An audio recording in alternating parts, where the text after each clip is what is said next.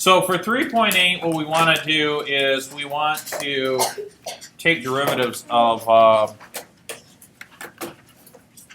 functions like arcsine. So arcsine of x is the inverse function of sine of x. And because we model data with sine of x, then it calls to reason that we might use the inverse of sine of x. And since we're curious about the behavior of functions, then we probably could at some point in time need to understand the rate of change of the inverse function of sine of x, which is arcsine. So now to differentiate this, in other words, if I wanted to find y prime, which is dy dx, I'm going to do the short quick proof, but basically we're going to, there's a whole bunch of these, and I'll write them in a second. But they're all, just like our derivatives of sine, cosine, and tangent, and then the other reciprocal functions, we start with sine. And then from there, we go and do other things. Now, just to kind of call to mind, to remind you guys what sine of x is, let me just draw the function. Sine of x, or I'm sorry, the inverse of sine of x goes from the points, it has a restricted domain, and it restricts the range as well. So it goes from negative pi over 2 to pi over 2. That's the range. And then for the domain, it is negative 1 to 1. So the domain of this, let me zoom out a little bit here. The domain of arcsine, so this is y equals arcsine of x. The domain x is going to go, it's trapped between negative 1 and 1. And then the range, our y values, are from negative pi over 2 to pi over 2. And those are inclusive. All right, so clearly there's, you could take a derivative of that on the domain. Okay, so we would want to study that. Now, we don't need to graph any further than that, although we could, but the truth of the matter is we're taking this chunk out so it stays a function. And so how do I find the derivative of this? Because that's what I'm interested in. If I wanted to take the tangent line at some point within the domain of arcsine of x, how would I take that?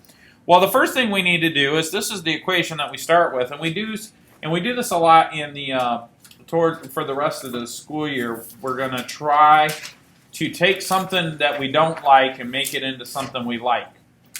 So the first thing that I would say to you guys is, well, what if I were to take sine of y of both sides?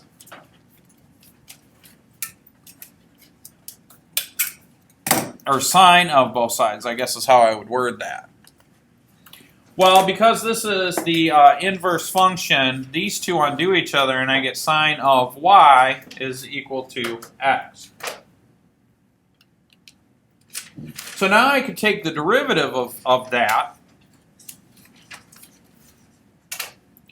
And so what I end up with is cosine of y, but remember that we're taking the derivative implicitly. So wherever we have a y, we tack on dy dx, and then the derivative of x is just 1. So now to solve for dy dx, I get dy dx is equal to 1 over cosine of y.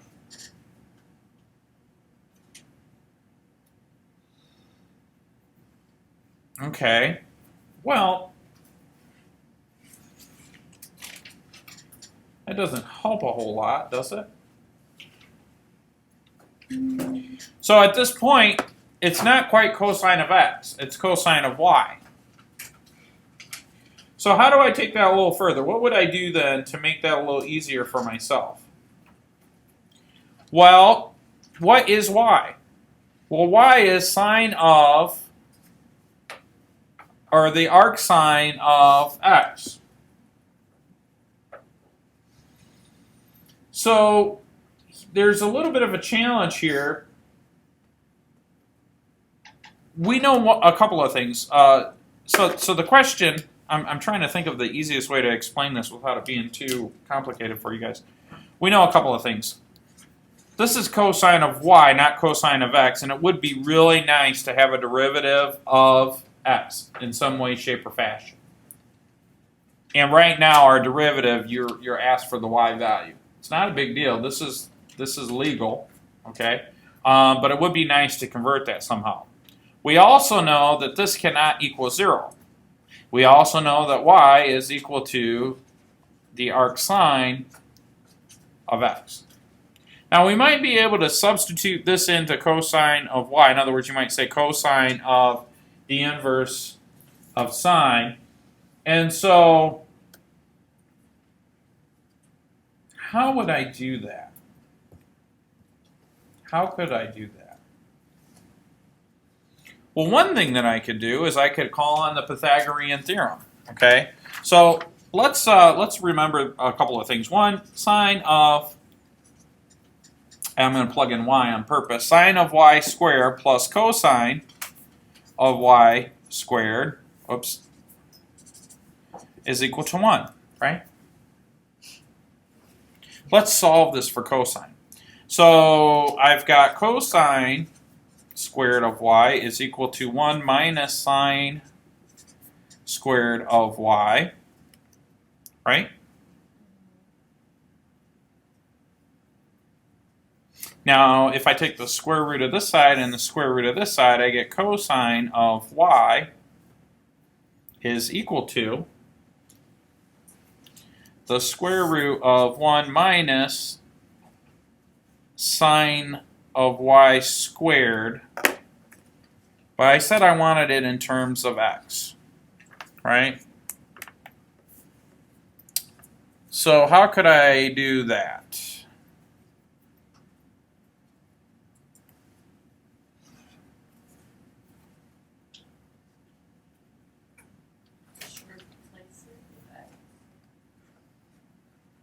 Isn't that the same thing? If I say sine squared of y and then sine of y equals x, isn't sine squared equal to x squared? If I look at it that way? Mm-hmm. So what I can do then is I could change this to dy dx is equal to 1 over the square root of 1 minus x squared. That's it. Now, truthfully, you won't want to derive this when you take the AP exam. So in your textbook, there's a whole bunch of these listed that have already been worked out for you. Okay? So what am I saying? Well, what I'm saying is that y prime is 1 over the square root of 1 minus x squared. Okay? So if I have y equals the arcsine of x, I do some algebraic manipulation, do some substitution, take the derivative, then I do some more substitution, apply the Pythagorean theorem, solve for cosine of y, substitute in x squared for sine of y squared, and I get y prime is 1 over square root of 1 minus x squared. Does that make sense? Are there any questions? No? Okay, good.